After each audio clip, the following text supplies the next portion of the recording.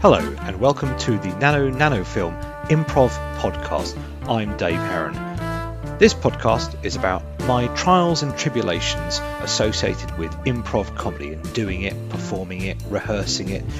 So this is really a cathartic outpouring of the things that I've learned, the things that I'm struggling with, and an opportunity to share with you and hear from you also some of the things that have worked for you, and equally there'll be some things on this podcast that you have tried that don't work for you.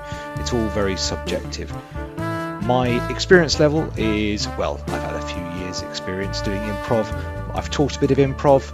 I've performed with a whole range of exciting and talented improvisers and learnt from sets that have gone well and sets that haven't gone well. And this is all part of an evolution for me as well. So you're very welcome in joining me on this podcast.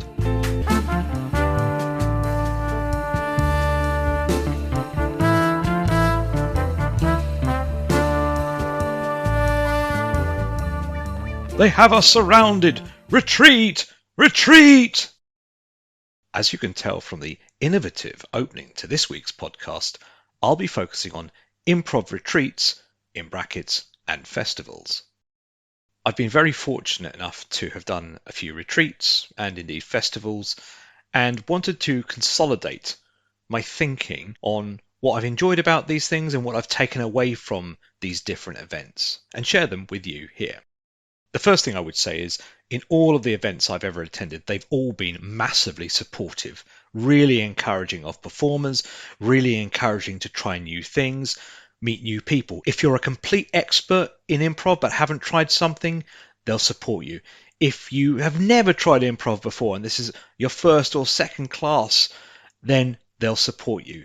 Every instance I've found, the classes are really well run and really supported in the main. And if you're going away for a weekend, certainly I like to feel like I'm going to be supported through the weekend. I can always get a bit nervous or anxious when heading off to a festival or a retreat. So knowing that the event itself is a very supportive environment, knowing that in advance because of the wonderful improv community that we're part of, really helps settle my nerves.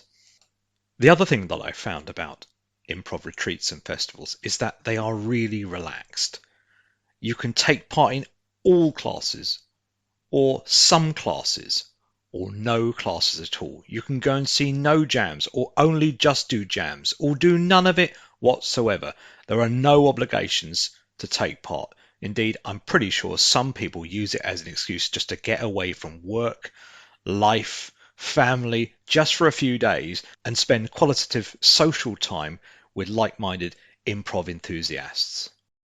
And that's really important for me. I've now realized that over the recent years, I really value decompression time, processing time for my brain, just allowing a bit of time away from everyone where I can just sit still and enjoy my own space. That's very important for me. And part of the reason why I do go away for improv retreats and festivals is that actually I get time away from life, family, work, pressure, and everything else, just to get a bit of me time.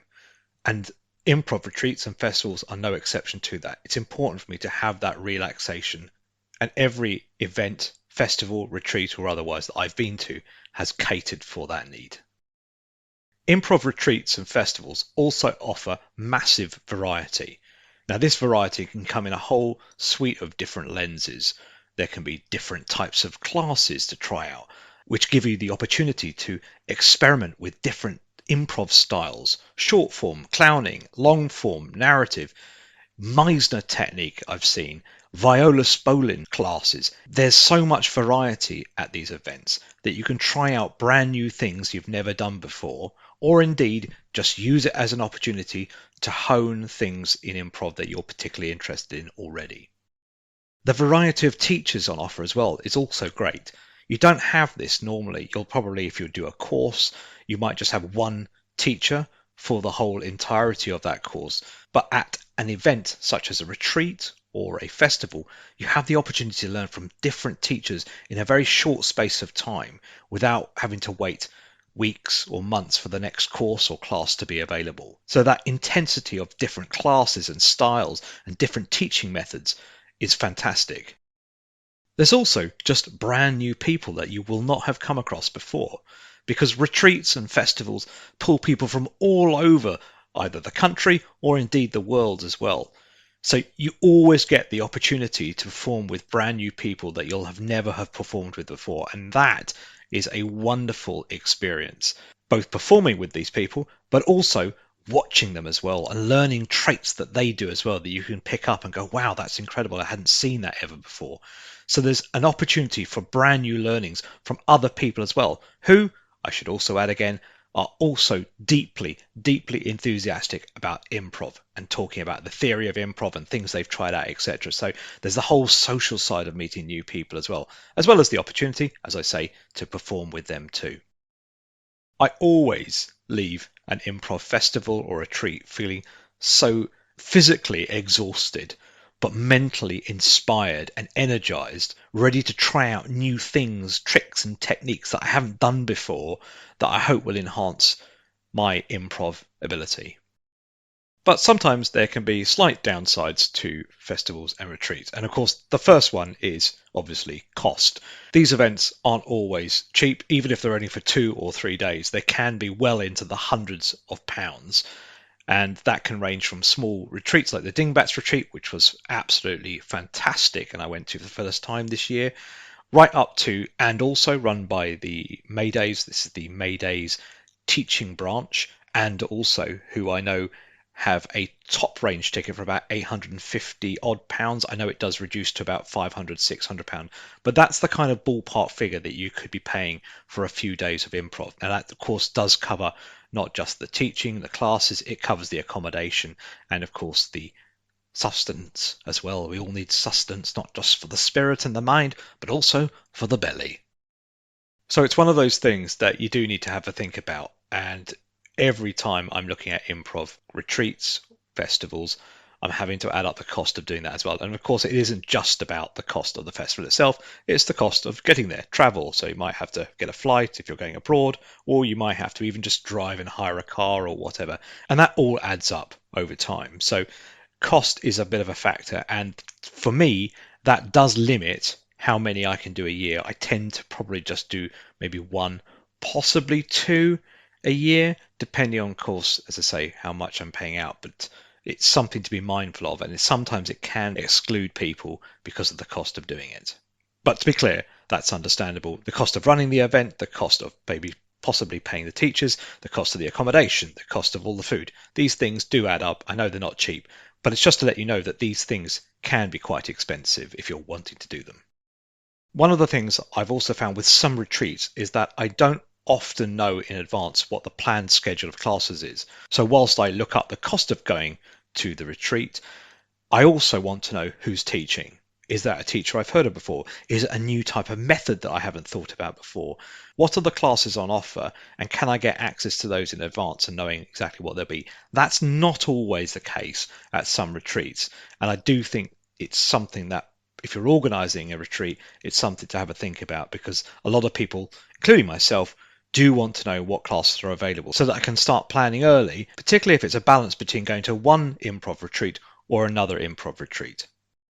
And a small side note on that, if you haven't been to a retreat before, there will be classes that you just don't like. Like anything in life, there'll be certain things you just think that particular class, either style or teacher, or whatever it happens to be, just won't be for you. So knowing these things in advance is a little bit helpful. On the flip side, of course, knowing the schedule in advance can also whet the appetite. And then you find, sadly, that there is a clash in the schedule between so many great classes and teachers you want to hang out with and explore new improv skills that you find they are at the same time during the schedule. So you can't actually end up doing both. And that probably ends up being the number one sore spot for a lot of people who attend improv retreats. The fact that they just couldn't do all the classes and they really wanted to as well. And that's, I guess, just the inevitability of running an improv retreat for a weekend. The fact that you can't go and do all of the classes. What a shame. But that's the way I guess they entice you back for the following year. But in short, improv retreats and festivals are so much fun. I've met brand new people who've now become friends of mine on the improv circuit. I've learnt new tricks and techniques. I've learnt new styles of improv. I've met new teachers and ways of teaching people. There's so much to learn from these improv retreats and festivals, that when you compare it up against how much you pay for these things, I think they really are worthwhile. And I've seen really experienced improvisers go to these retreats and festivals, and I've seen some people who've only just done a few classes and jumped in at the deep end. The point is, they have a shared love and interest of improv, whether it's years and years of that or whether they're just starting out on their journey, a bit like me. You find people and you gravitate to them at these festivals, and there's a shared love and experience of doing improv. There are also many people for whom improv is not their primary art. We get lots of people who do film, do theatre, musical theatre, any other form of art. They recognise that when they come along to the improv retreats and festivals, that there's a lot to be gained from improv themselves, and the interoperability between these different art forms can be really beneficial. And that wholesome collective experience is the number one thing that I take away from these events, and the number one thing that I thoroughly enjoy and look forward to doing next time. Have you been on any improv retreats or festivals? If so, what did you think? Did you learn a lot from them, or did you find them almost too intense? I'd love to hear your views. So thanks very much for listening to the Nano Film Improv podcast, and I'll catch you in the next one.